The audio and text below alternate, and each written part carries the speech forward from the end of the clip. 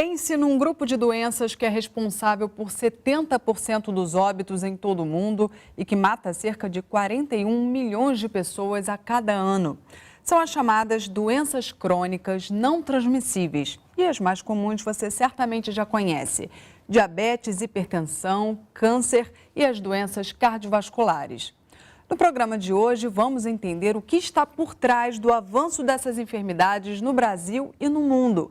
E vamos debater as estratégias necessárias para superar esse que já é considerado um dos maiores desafios da saúde pública.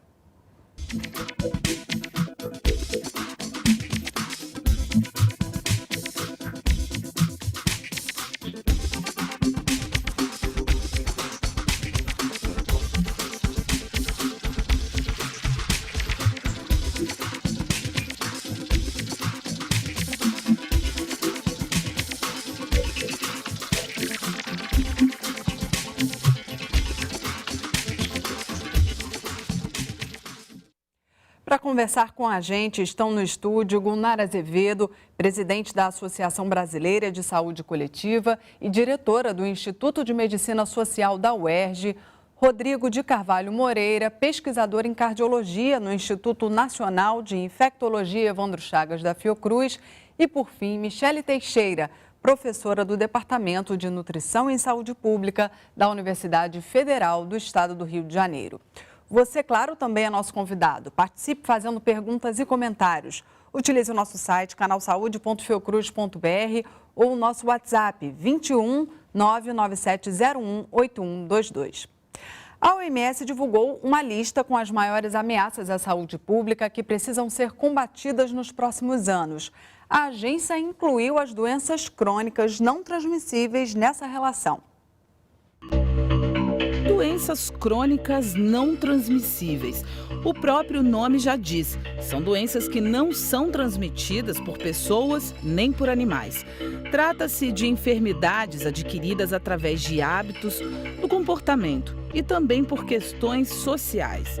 Hipertensão, diabetes, doenças respiratórias crônicas, cânceres e as doenças do coração estão entre as mais conhecidas.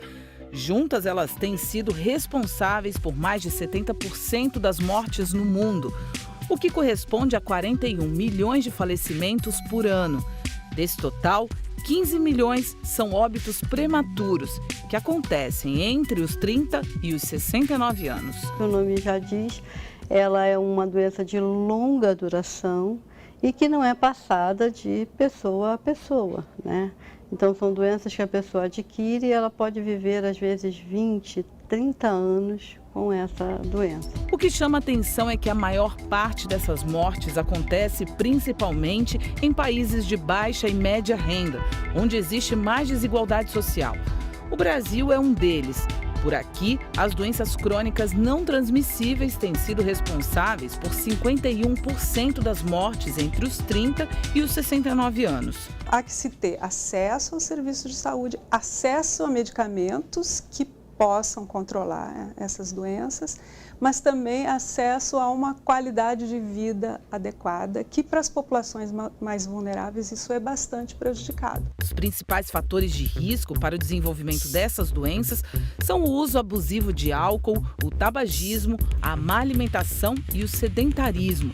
No entanto, para as coordenadoras do ELSA Brasil, o Estudo Longitudinal de Saúde do Adulto, é preciso levar em conta o contexto em que as pessoas vivem e se tem condições de se cuidar. Será que é fácil para todo mundo planejar uma alimentação saudável e sem agrotóxicos, fazer exames periódicos e praticar exercícios físicos? Tem estudos que mostram que o local de moradia das pessoas pode favorecer um maior controle das doenças crônicas não transmissíveis. Se ela mora num lugar em que ela possa andar, fazer atividade física, que ela tenha acesso a frutas e legumes, ela então consumiria mais esse tipo de alimento. Se ela tem acesso facilitado aos serviços de saúde.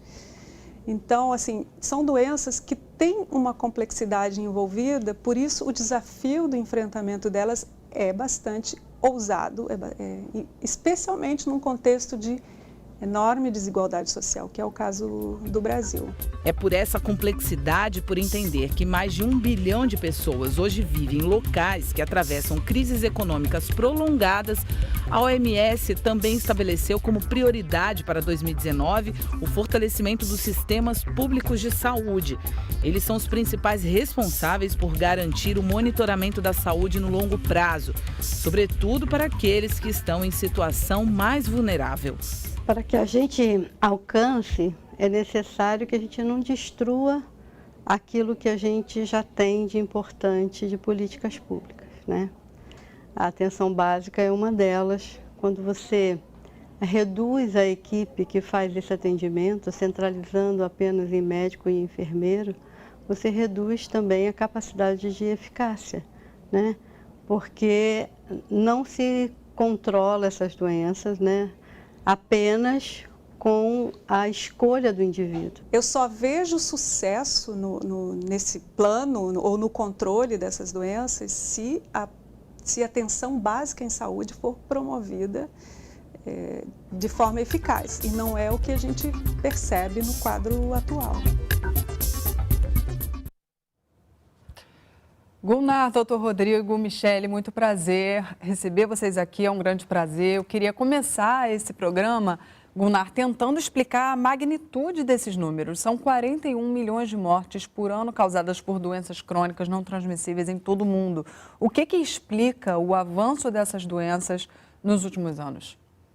Bom, a gente tem que considerar diferenças entre países, né? Se a gente for trazer para o contexto brasileiro, a gente percebe que no Brasil várias condições, mudanças demográficas, um crescimento enorme e aumento de expectativa de vida fazem com que mais pessoas possam sobreviver mais. Mas é importante chamar a atenção o seguinte, sobreviver mais não significa que está sobrevivendo bem, com qualidade de vida. E envelhecer não significa ficar doente. A gente pode envelhecer com saúde. O problema é que se a gente não trabalha antes dessa condição, ou se a gente não garante acesso, né, a serviço de saúde, fazendo promoção de saúde também para toda a população, sim, a gente vai ver o que acontece no Brasil. Nós temos uma população cada vez mais idosa, acumulando riscos potenciais para doenças crônicas. Então, no nosso caso, a gente teria que trabalhar muito na perspectiva de melhorar condições para que as pessoas entendam, sejam informadas, sejam comunicadas, mas, sobretudo, tenham acesso ao que a gente fala de promoção. A dieta, né, saudável, uma vida não sedentária, mas isso não é um papel do indivíduo em si, a gente não pode culpabilizar o indivíduo. A gente tem que oferecer condições, enquanto Estado, para que essas pessoas tenham essa dieta saudável, a possibilidade de fazer atividade física e o trabalho de que elas não adquiram condições ruins, como, por exemplo, o tabagismo. Sim. Mas mesmo para o tabagismo, a gente tem que ajudar aqueles que não conseguem parar de fumar. Sim. Fundamental que na política essa ação seja uma ação muito priorizada. É um assunto em que o debate sobre os determinantes sociais da saúde vem muito forte, né? Não tem como falar sobre doenças crônicas não transmissíveis sem acabar tocando na questão dos determinantes sociais da saúde. Como é que você vê isso, doutor Rodrigo? Isso que a Gilmar falou, mas agora, né? O que a gente vive realmente é uma transição epidemiológica que a gente chama, os países que a gente chama em desenvolvimento já passaram por isso. Isso era até esperado dos países em desenvolvimento estarem passando por isso agora, como o caso do Brasil. O que a gente vê, eles já passaram por essa fase e estão começando a reduzir essa mortalidade por doenças crônicas não transmissíveis, a doença cardiovascular, e está aumentando um pouquinho mais a mortalidade por câncer, provavelmente pela melhoria do tratamento. Agora, paciente com esses determinantes, o paciente está tomando estatina, está tendo um controle mais adequado da diabetes, eles já fizeram, vamos dizer assim, o dever de casa, né? Então, estão vendo essa redução da doença cardiovascular, aumentando um pouco a mortalidade por câncer. Enquanto a gente aqui, nos países em desenvolvimento, que é o caso do Brasil, com o envelhecimento da população, com a redução da mortalidade por doença infecciosa, a população vivendo mais, está começando a ter o aumento das doenças cardiovasculares pelo aumento dos fatores de risco, clássico que a gente já conhece, que é o diabetes, hipertensão, tabagismo, dislipidemia, né? Sedentarismo, estilo de vida, né? Sim. Por favor. Michele, eu queria te dizer que é um grande prazer ter uma nutricionista nesse programa, porque não tem como falar de doenças crônicas não transmissíveis sem essa abordagem nutricional, porque me parece que todas elas, de alguma forma, são impactadas pela nutrição, pela forma como a gente se alimenta, tem uma forte relação, né? Eu queria que você comentasse um pouquinho isso. Primeiro, eu queria agradecer, bom dia a todos, queria agradecer, Juliana, pela oportunidade de estar aqui. Eu acho que, somado ao que o Guilmar estava falando, só voltar um pouquinho, a gente não pode esquecer da obesidade, né? Hoje, o excesso de peso corporal ele atinge mais de 50% da nossa população adulta. E isso não é só uma característica da população adulta, né? Isso vem desde a infância. Então, a gente tem aí prevalências de 30% dos nossos escolares, crianças de 5 a 9 anos de idade, com excesso de peso corporal. Na adolescência, isso se reduz um pouco e na idade adulta, isso volta a aumentar. E aí, consequentemente, associado a esse excesso de peso, né, a gente tem um risco aumentado para o aparecimento dessas doenças crônicas não transmissíveis, né, um diabetes, uma hipertensão, um câncer, né, vindo muito associado ao excesso de peso corporal. Que, se a gente pensar, ele traz algumas condições associadas a uma má alimentação, né? Hoje, a gente tem uma população que consome muitos alimentos ultraprocessados, que, de um modo geral, são ricos em açúcar, ricos em sal, ricos em gordura saturada, em gordura trans, né? E muito pobre naquilo que a gente poderia colocar como nutrientes benéficos, né? Então, pobre em vitaminas e minerais, pobre em fibras, né? E aumentando o risco do desenvolvimento dessas doenças. Agora, a própria documentária ali trouxe um assunto importante, né, para colocar. Como é que um país tão desigual, com desigualdade social igual ao Brasil, que a gente fala numa alimentação saudável, num estilo de vida saudável, para a população que às vezes é muito pobre, né? Então, isso dificulta. Você tem que comer legumes, verduras, vegetais, frutas, tudo que a gente já sabe que é saudável, o estilo de vida saudável. Você tem que exercitar, fazer 150 minutos de exercício por semana, mas às vezes é muito difícil para a pessoa, né? E por essa dificuldade no dia a dia, né? Às vezes a pessoa trabalha, sai cedo de casa, chega à noite e não tem nem tempo de cozinhar ou fazer alguma coisa. Né? Então... Guilmar, eu queria justamente repercutir um pouquinho esse aspecto com você. Não tem como descolar, né, esse debate das doenças crônicas não transmissíveis com essa questão de não ser uma escolha do indivíduo e não poder culpabilizar o indivíduo por essas escolhas, né? Exatamente. Agora, é importante chamar a atenção que o Brasil teve alguns avanços importantes e que foram realmente atribuídos ao que a gente tem hoje, que é o Sistema Único de Saúde. Por exemplo, o tabagismo no Brasil caiu muito. Hoje a gente talvez tenha as menores prevalências de tabagismo de países grandes como o Brasil, né, no mundo. A gente teve um avanço importante em relação ao acesso de medicamentos, o que fez com que caísse muito o risco, né, de infarto e acidente vascular cerebral pelo tratamento da hipertensão. São ganhos importantes. No Brasil, a maior queda entre as causas de óbito de doenças crônicas ocorreu para acidentes vasculares cerebrais.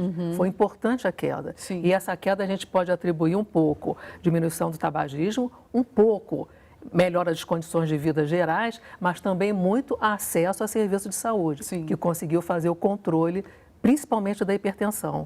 A entrevistada fala sobre a importância do fortalecimento da atenção básica e do quanto isso foi importante, né? Agora, não só a atenção básica, que no caso, por exemplo, do câncer, né? De vários tipos de câncer aqui no Brasil, são doenças que ainda levam, a segunda causa de óbito no Brasil é por câncer. No caso do câncer, tem que estar estruturada a rede primária, mas também o que a gente vai necessitar de especialização, né? E no caso da oncologia, é o cuidado especializado. Agora, de fato, a entrada e o que acontece na linha de segmento desses pacientes no Sistema Único de Saúde, ela se dá pela atenção primária. Importantíssimo a gente fortalecer essas redes. Ótimo.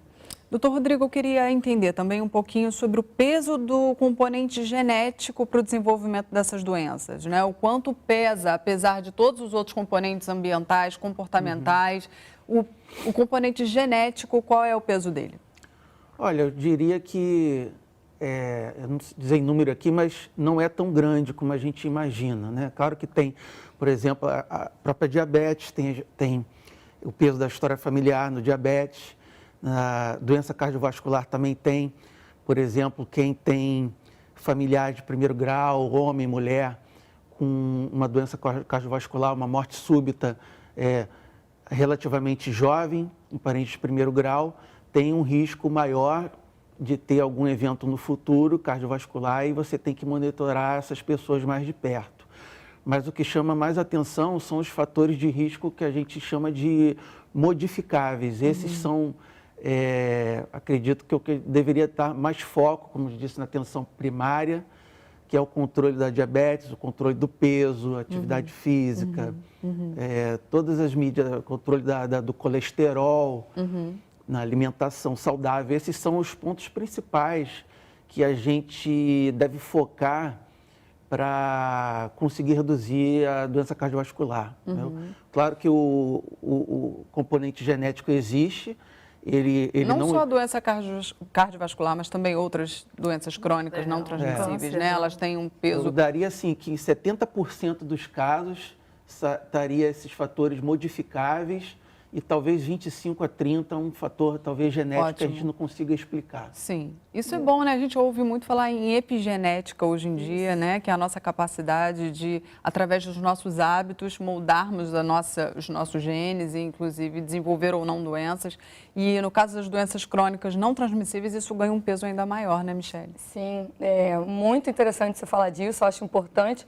A gente conhece hoje um conceito que começou aí no período da Segunda Guerra Mundial, foi o primeiro estudo feito disso, que é o de programação metabólica. Sim. Que a gente entende que algumas alterações que o feto, né, o indivíduo sofre, ainda no período fetal e depois na lactação, são os primeiros 1000 dias que a gente chama da criança hoje, né? Então é a gestação, os primeiros 2 anos de vida dela, são capazes de programar essa criança através de modificações epigenéticas para ela desenvolver ou não doenças na vida adulta, né? Sim.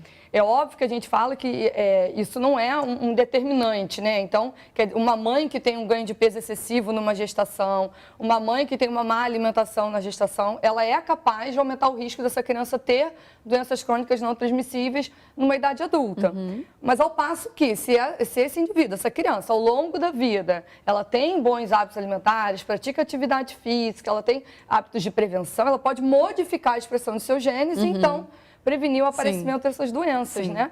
Mas é interessante isso, porque hoje a gente já sabe que o pai influencia também, não é só a mãe, né? Então a gente fala muito assim, a gestação, a mãe, olha aí o que causou no filho. A gente sabe que o pai também tem uma influência genética no filho, e a gente sabe que outras gerações também. Então, às vezes os pais, né, foram saudáveis, fizeram uma boa alimentação do filho na infância, mas os avós tinham uma má alimentação, né? Então, a gente fala assim, a luta é muito maior, né? Do que a gente falou aqui, o indivíduo, muitas vezes, ele até corre, ele tem lá os seus bons hábitos, mas ele tem que lutar com uma coisa maior que a sua epigenética ali, que é uma maneira como está expressando os seus genes, Sim. né?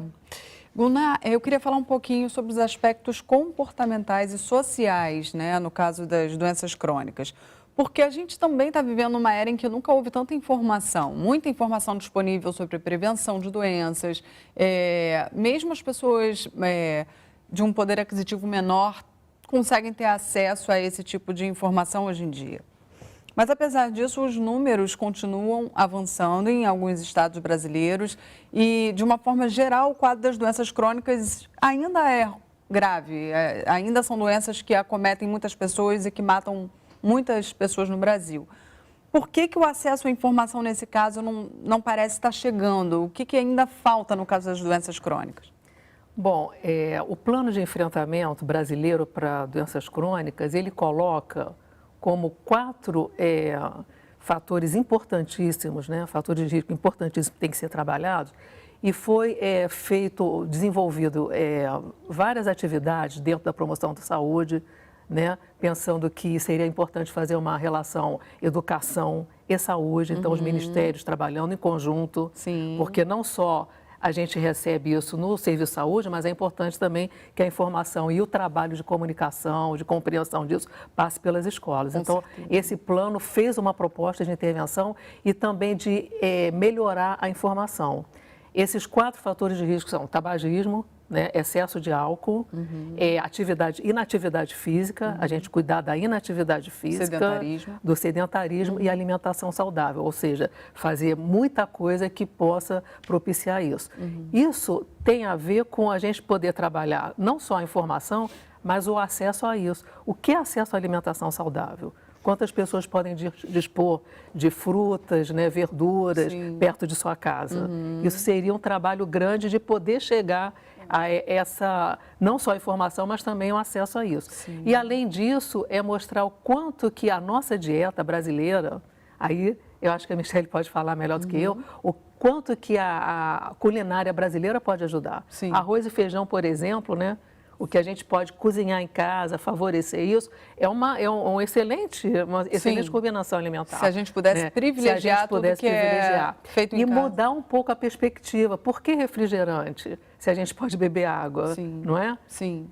Porque é um trabalho grande, né, Michelle? Um desafio grande, né? Se você pensar que tem aspectos culturais envolvidos, sociais. Então, me parece um desafio enorme pela frente. Nessa questão de acesso à informação, por parte da alimentação, a gente tem, né, o Guia Alimentar da População Brasileira. O primeiro guia foi lançado em 2006 e entre 2012 e 2015 ele fez parte, né, era uma meta do primeiro Plano Nacional de Segurança Alimentar e Nutricional. Esse guia é elaborado pelo Ministério da Saúde, só para deixar claro. Exatamente, elaborado pelo Ministério da Saúde. E ele vem com uma linguagem bem simples, uma linguagem para realmente permitir o acesso a toda a população. Ilustrado, né? Ele é ilustrado, ele é bem ilustrado. Sim, bem ilustrado. O guia anterior, ele complicava um pouquinho o que é para o profissional de saúde, o que é para a população em geral. E esse a gente fala uma linguagem mais simples para atingir toda a população. E a gente traz muito esse conceito do processamento do alimento, né? Então, o que deveria ser a base da alimentação, a gente entende que é um alimento in natura, que é o velho e bom, né, arroz e feijão, né, a fruta, legume e a verdura. É um alimento minimamente processado, que seriam eles, então, só lavados, cortados, né? E a gente deveria limitar o nosso consumo dos alimentos processados, que a gente já tem alguma adição de sal, alguma adição de açúcar para conservação, como as compotas. E a gente deveria evitar os ultraprocessados, né? De um modo geral, o ultraprocessado é aquele que tem alguma substância de uso exclusivo da indústria, né? Então, a gente vê os aditivos alimentares, os conservantes, corantes, emulsificantes. De um modo geral, não tendo isso, a gente está em boas mãos. Ótimo. Né? Vamos tentar encerrar esse bloco respondendo uma perguntinha aqui da nossa audiência.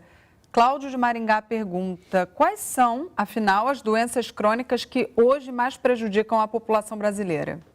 Então, em primeiro lugar, as cardiovasculares, que é o infarto, acidente vascular cerebral. Em segundo lugar, vem os cânceres. E os mais frequentes no Brasil é o câncer de pulmão, o câncer de mama, né? O câncer do colo uterino, câncer de intestino e o câncer de próstata.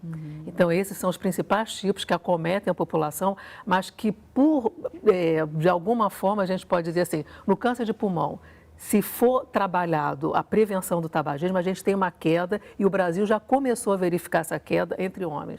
A queda do câncer de pulmão entre homens já é cientificamente documentado. Ótimo. As mulheres ainda não chegaram a essa situação, até porque começaram a fumar depois.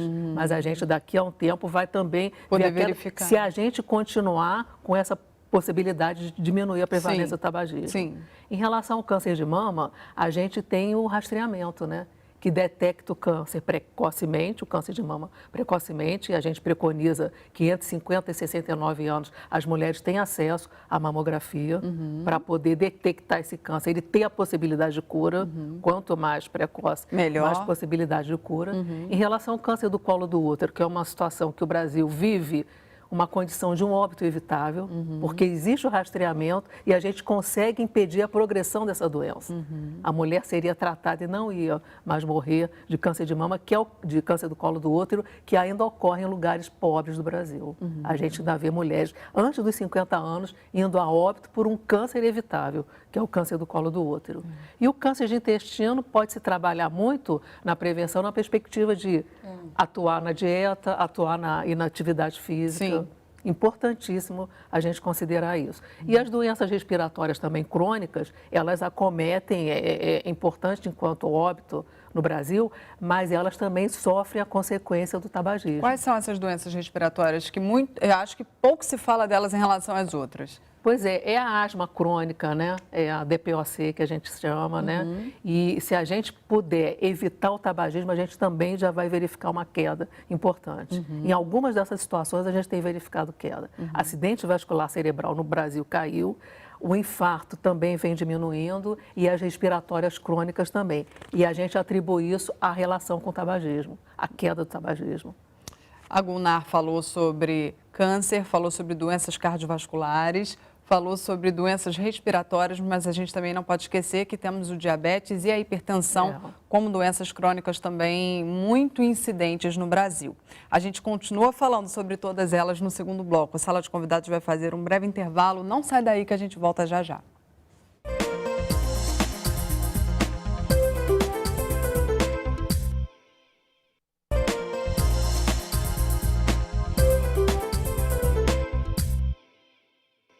O Sala de Convidados está de volta conversando sobre as doenças crônicas não transmissíveis. Nossos convidados são Gulnar Azevedo, presidente da Associação Brasileira de Saúde Coletiva e diretora do Instituto de Medicina Social da UERJ, Rodrigo de Carvalho Moreira, pesquisador em cardiologia no Instituto Nacional de Infectologia Evandro Chagas da Fiocruz e, por fim, Michele Teixeira, professora do Departamento de Nutrição e Saúde Pública da Universidade Federal do Estado do Rio de Janeiro.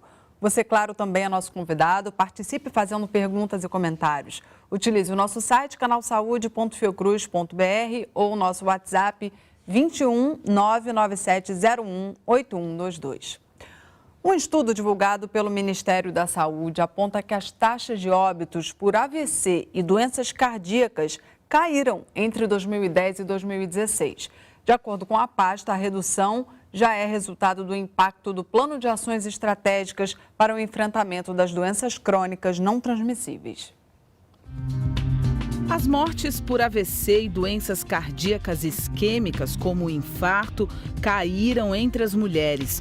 Segundo o estudo Saúde Brasil, do Ministério da Saúde, entre 2010 e 2016, as mortes por AVC tiveram redução de 11% e as por doenças cardíacas isquêmicas caíram 6,2%.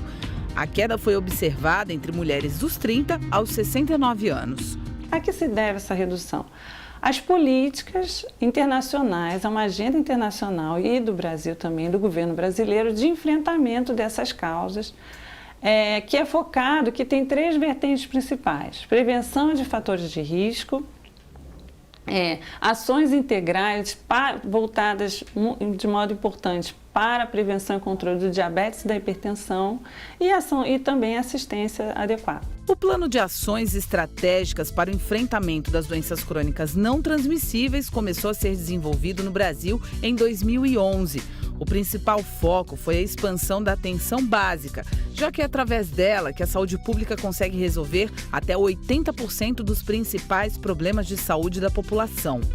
O controle do tabagismo, um dos principais fatores de risco para doenças crônicas não transmissíveis, é associado a essa redução da mortalidade, que, segundo um artigo publicado no Lancet e citado pela pesquisadora Valesca Carvalho, começou de fato a partir de 1997, depois do governo endurecer a regulação da indústria do tabaco. O plano estratégico, ele foi muito fortalecido no Brasil, o plano estratégico de enfrentamento das doenças crônicas, em 2008 e depois em 2011. Mas a política que antecede ao plano ainda é o controle do tabagismo. Apesar da queda, o AVC e as doenças cardíacas isquêmicas continuam sendo as que mais matam a população feminina e estão entre as 5 doenças com maior taxa de óbitos entre as mulheres. Também compõem essa lista o Alzheimer, as infecções respiratórias e o diabetes. Para a Valesca, é importante que o país fique atento a uma possível reversão destes resultados a partir de 2016, quando começaram a ser cortados investimentos na saúde. O contingenciamento do investimento na saúde, ele vai ter repercussões, ele pode ter repercussões muito sérias e já tem, né? Assim, foi muito alardeado como uma questão fundamental, importante na política pública, o aumento da mortalidade infantil. O que isso representa? Que as políticas, né, de prevenção e de expansão da atenção básica estão sendo enfraquecidas. E é importante que a gente fortaleça, que o governo mantenha uma política que foi do maior êxito. Quer dizer, o Brasil é um país que é referência mundial nessas políticas da expansão da atenção básica e do controle do tabagismo e de fatores de risco de doenças crônicas. Quero começar esse bloco comentando um pouquinho essa última fala da entrevistada, quando ela fala, de uma forma geral, sobre a importância do fortalecimento dos sistemas de saúde para o enfrentamento das doenças crônicas. No caso brasileiro, o fortalecimento do SUS. Fundamental, né, Gulnar? Fundamental. E temos que chamar a atenção de que essas políticas regulatórias, que no caso do tabagismo foi não ter propaganda, né? É proibido fumar em ambientes públicos, ambientes fechados, isso é fundamental. E isso depende de uma política de Estado. Foi o governo que determinou isso e está sendo seguido. Isso a gente percebe que tem impacto. Uma outra condição muito importante é o imposto, né? O imposto sobre cigarro.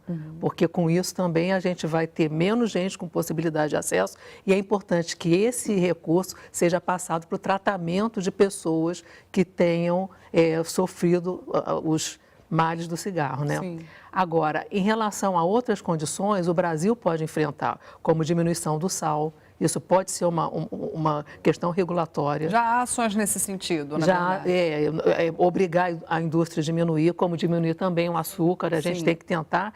E uma outra coisa que temos que enfrentar é a propaganda de bebida alcoólica, que essa ainda é permitida. Sim. Se o Brasil não avança nisso, a gente tem dificuldade. Isso falando no aspecto da promoção, mas um aspecto foi colocado lá, o fato da gente ter aumentado a expansão de atenção à saúde, atenção básica. De fato, a emenda constitucional que foi aprovada, que congela por 20 anos os recursos para a saúde e educação, com certeza vão ter um impacto grande, inclusive com morte. Porque várias pessoas não vão ter acesso, o impacto é muito grande. Então, se a gente sabe que o nosso Sistema Único de Saúde já é subfinanciado, e é subfinanciado, a gente faz muita coisa com recurso pequeno. Se ele é subfinanciado, imagina se ele não tiver aumento com a população crescendo. Crescendo e demandando, e a medicina cada vez mais cara, né? Porque se a gente tem direito a acesso a exames, medicamentos, todo mundo deve ter esse acesso. Sim. Então, se a gente considera que por 20 anos a condição vai ficar parada, estagnada, o que a gente pode pensar? Uma medicina de pobre para os pobres. E as pessoas que têm possibilidade de acesso, que infelizmente estão do outro lado dessa condição gravíssima, vão ter um acesso e vão poder ter o tratamento. Agora, é importante também falar sobre o aconselhamento médico, né? Por exemplo, a gente sabe que teve essa expansão grande aí do SUS, da atenção primária, e é importante ressaltar que o aconselhamento médico é muito importante para a cessação do tabagismo, por exemplo, reforçar a alimentação saudável, a atividade física deve ser sempre reforçado nas consultas médicas, para que o paciente tenha ideia daquilo que ele está. Você fala para o paciente, olha, se você parar de fumar, você vai estar reduzindo o seu risco cardiovascular em 60% em 3 meses. E é importante mostrar isso para o paciente que vai no consultório, informar ele que é uma ferramenta a mais que vai estar reforçando, fazendo ele ter a vontade de parar de fumar, de ter uma vida mais saudável também. De uma forma geral, não só a quantidade de óbitos me chama a atenção, doutor Rodrigo, mas também a prematuridade, né? A precocidade com que esses óbitos acontecem. De 30 a 69 anos, ou seja, são pessoas muito jovens morrendo por essas condições, né?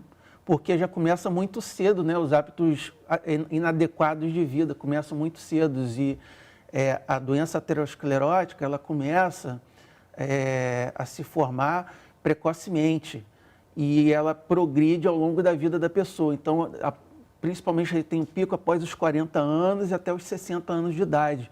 É onde você tem o maior número de aparecimento das doenças cardiovasculares, do AVC, do infarto agudo do miocárdio, né? Exatamente pelos hábitos inadequados de vida que a pessoa teve desde a infância, o consumo de bebida alcoólica, de derivados do álcool e tabagismo também, que a gente vê na adolescência, começa muito cedo, né? Álcool também, cada vez mais cedo, né? Como é que você percebe, Michele, essa sinalização da OMS ao incluir as doenças crônicas não transmissíveis numa lista das 10 maiores ameaças à saúde pública? Você percebe como uma indicação política importante de para onde a gente precisa caminhar em termos de políticas públicas de saúde? Com certeza.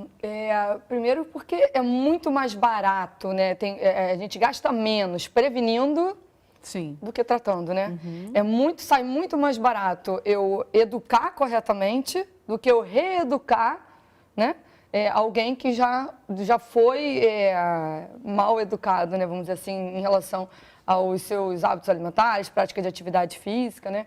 Então, o problema é que a gente quer tudo a curto prazo, né? O próprio governo ele quer investir numa coisa que tem resultado agora, para ele colher os frutos agora. E não pensa no bem da população de modo geral, que vai ser a longo prazo se eu investir na prevenção das doenças, né? Em relação às políticas públicas, um exemplo aí, a gente teve a extinção agora, no começo do ano, do CONSEA, que é o Conselho de Segurança Alimentar e Nutricional, que era ali uma instituição responsável por trabalhar o acesso aos alimentos, né, garantir o acesso da população, que é um direito constitucional, uma alimentação adequada, saudável, e a gente perdeu esse pilar aí de uma garantia de uma alimentação adequada. Guna, eu também queria comentar um pouquinho com você sobre essa detecção precoce, como ela sendo fundamental aí para a gente tentar, porque assim, essas doenças não só têm impactos sobre a saúde individual, mas também sobre a saúde coletiva, no sentido, e sobre os orçamentos dos sistemas de saúde, né? Elas trazem um impacto muito negativo para um orçamento que já é apertado no caso do SUS. Queria que você comentasse um pouquinho. Uma grande preocupação é a diabetes, né? Ela cresce em função do crescimento da obesidade, como a Michele falou. E é uma doença silenciosa, né? Isso que as pessoas precisam entender. Para poder fazer o diagnóstico, tem que ir a serviço de saúde. A partir daí, ela vai começar a se cuidar e pode ser orientada. E aí, o aconselhamento médico, mas não só do médico, né? Do profissional de saúde, vai ser muito importante, vai ajudar muito. Uma orientação adequada para quem tem aquele problema. E o acesso ao tratamento, fundamental, está controlado. A diabetes é uma questão importante, a hipertensão também é silenciosa. Muitas pessoas não sabem que estão hipertensas, porque não sentem nada, e aí quando vão ao serviço de saúde, né, pela primeira vez descobre que era, e aí muita coisa pode ser melhorada. Mas a gente tem que entender o seguinte, muito mais do que os genes, as famílias dividem comportamentos. E o social também... o comportamento social determina muita coisa. Sim, fundamental. Exatamente. Então, um exemplo, assim, tentar fazer coisas em grupo, estimular a atividade física em comunidade, tem boas experiências no Brasil, né? Academia da cidade, algumas... Academias da saúde, essas que ficam espalhadas, né? Exatamente. Fundamental isso, né? Uma proposta de urbanismo que leva em consideração isso. Espaços, né, verdes, espaços que as pessoas possam se movimentar.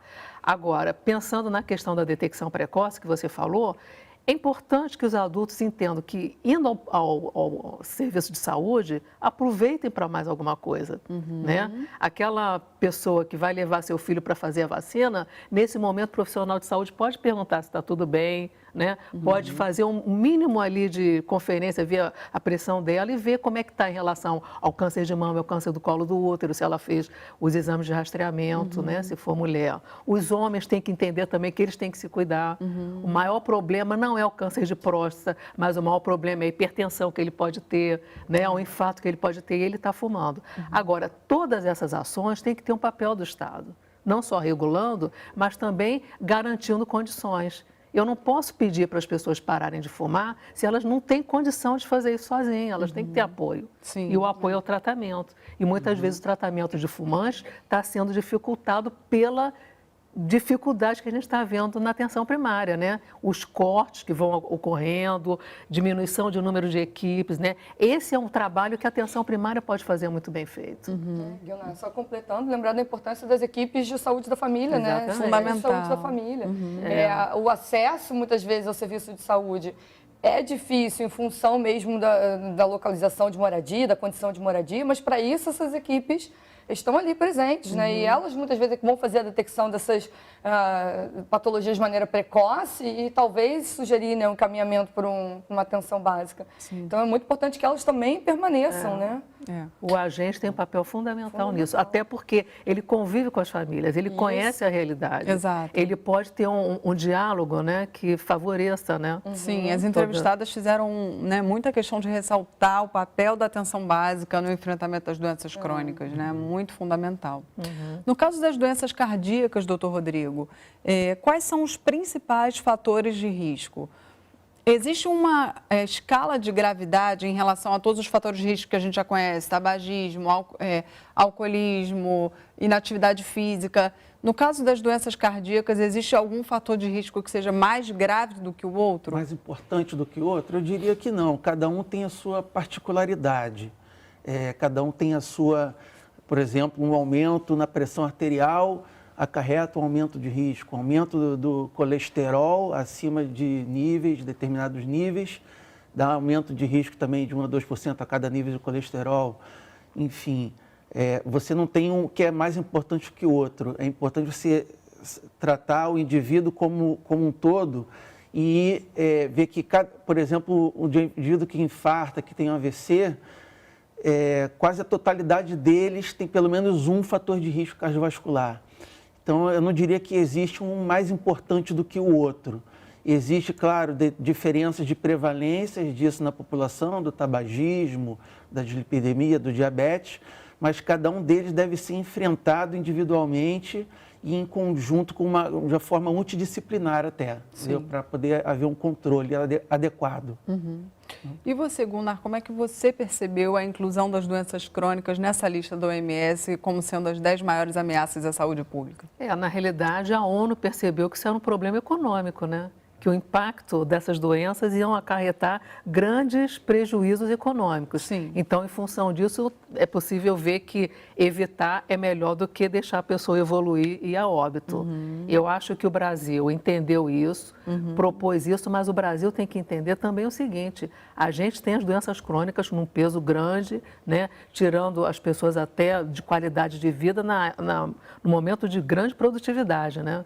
Pegando adulto, antes de 70 anos, a gente tem um óbito até maior do que, como eu já falei, do que outros países da América Latina. Os óbitos evitáveis por doenças crônicas no Brasil acabam tendo impacto maior do que em outros países.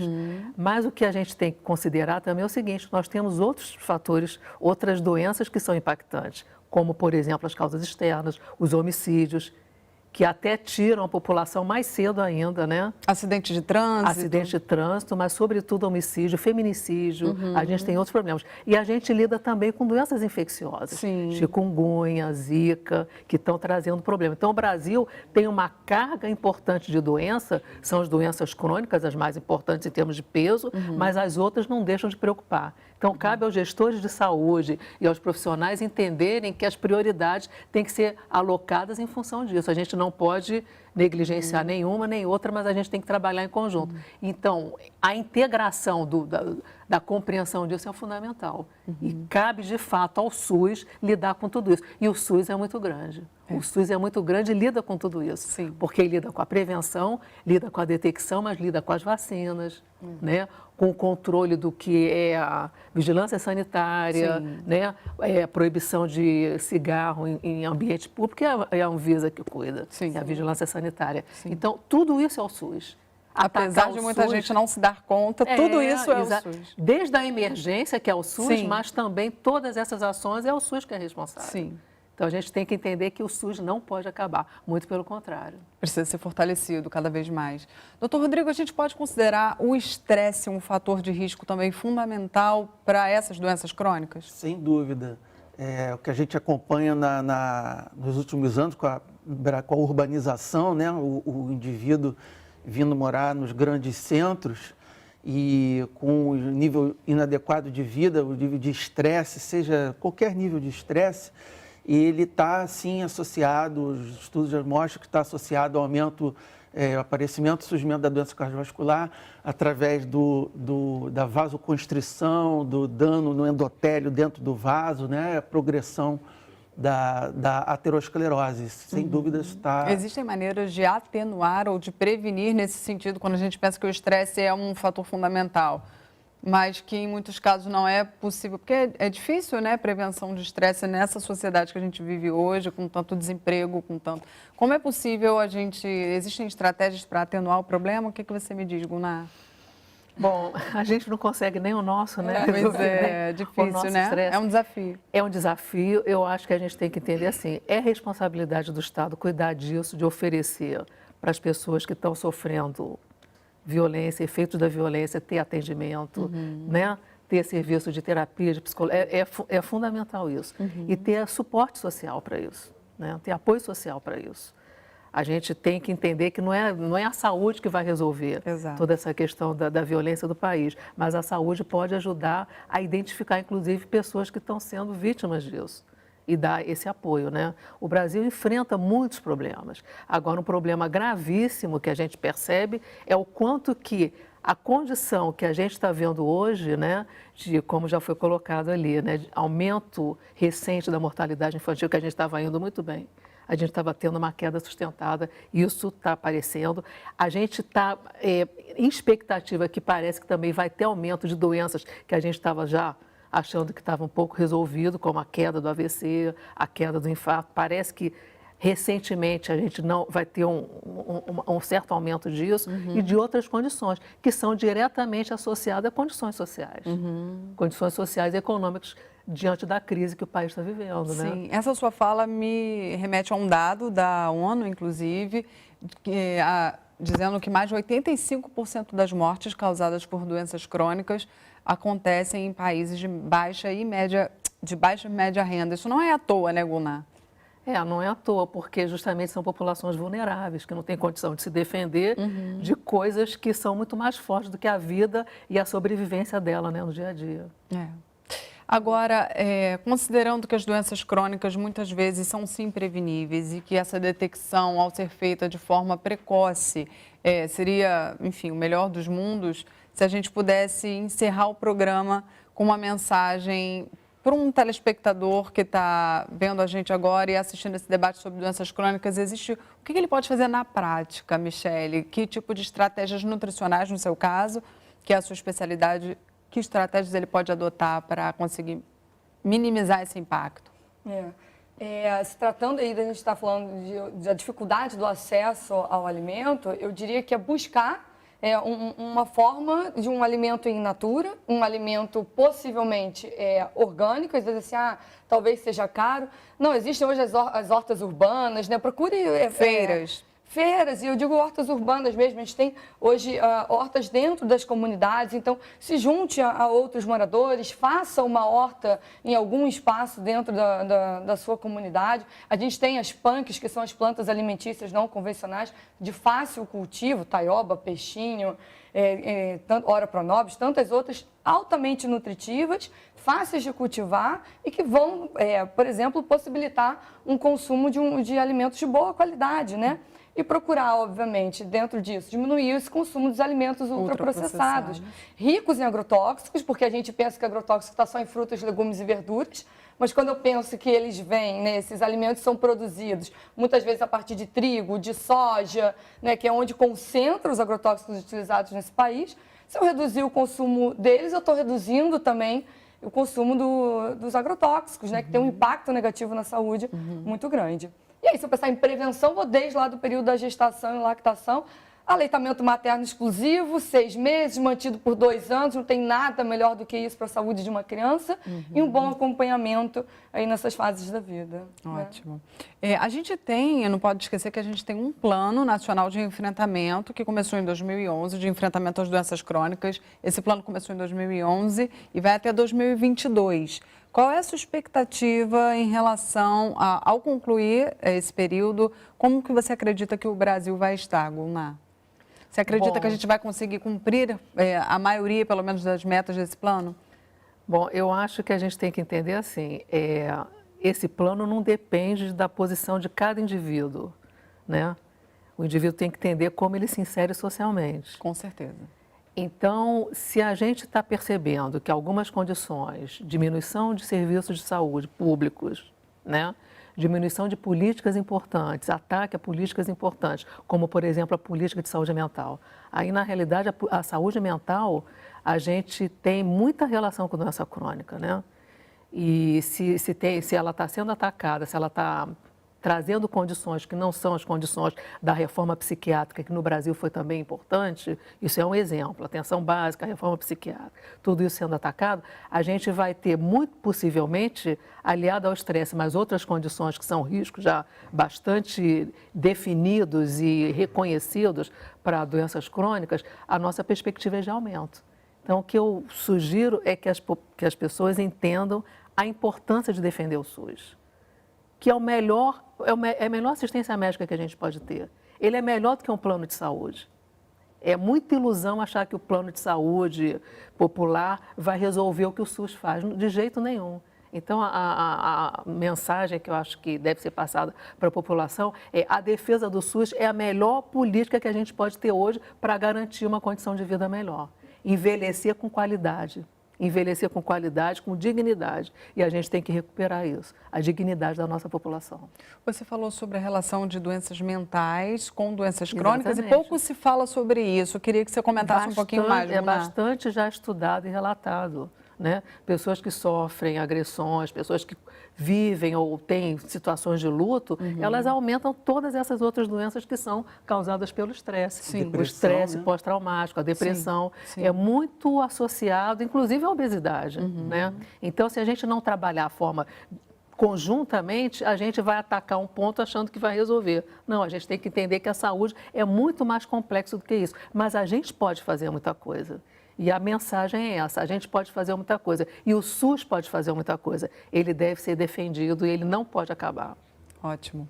Doutor Rodrigo, para fechar, muito se fala sobre a importância da prática de atividade física para a prevenção dessas doenças. A gente fala de sedentarismo como um fator de risco, mas a atividade física, eu não sei, me parece que ela é... Não é só que a gente deve deixar de ser inativo, a gente precisa estar ativo para promover saúde, né? Eu queria... Quais são definitivamente as recomendações em termos de atividade física para prevenir? A gente ouve falar em meia hora por dia, caminhada, ou então caminhada forte, ou então... Qual é definitivamente uma recomendação básica? Qualquer atividade física é melhor do que nenhuma, mas a gente sabe que existe um gradiente de atividade física e prevenção não só das doenças cardiovasculares, mas de câncer, de praticamente o indivíduo que faz atividade física de forma regular, ele é mais saudável, de forma geral. Então, o que se recomenda é que pelo menos 150 minutos por semana de atividade moderada. O que é atividade moderada? É você fazer uma caminhada rápida, você pode andar de bicicleta, fazer uma atividade na praia, andar na areia, correr na areia. Mas de forma consistente, não perder esse ritmo, sim, né? pelo menos 2, 3 vezes na semana para completar aqueles 150 minutos. Mas se você não conseguir, também é melhor do que você não fazer nada. Então, sair do zero, é a mensagem, né? Você tem que fazer alguma atividade física. Sei lá, se você quiser, você mora no 3º andar, deixa de utilizar o elevador, vai de escada, faz alguma atividade física, porque realmente é muito importante, é muito importante. É um aliado fundamental. Fundamental. Eu espero que a gente tenha conseguido passar a mensagem, né? Um debate super importante, pertinente e que muitas soluções podem sim partir de nós, apesar do Estado ter um papel fundamental aí nesse debate. Eu agradeço muitíssimo a presença de vocês, viu? Muito obrigada. Obrigada. Se você quiser baixar ou mesmo compartilhar este programa, entre no nosso site canalsaude.fiocruz.br. Você também pode acompanhar o Canal Saúde, claro, pelas redes sociais. Vale lembrar que o Sala de Convidados contou com a colaboração da NBR. Nós temos um novo encontro marcado na próxima semana. Até lá!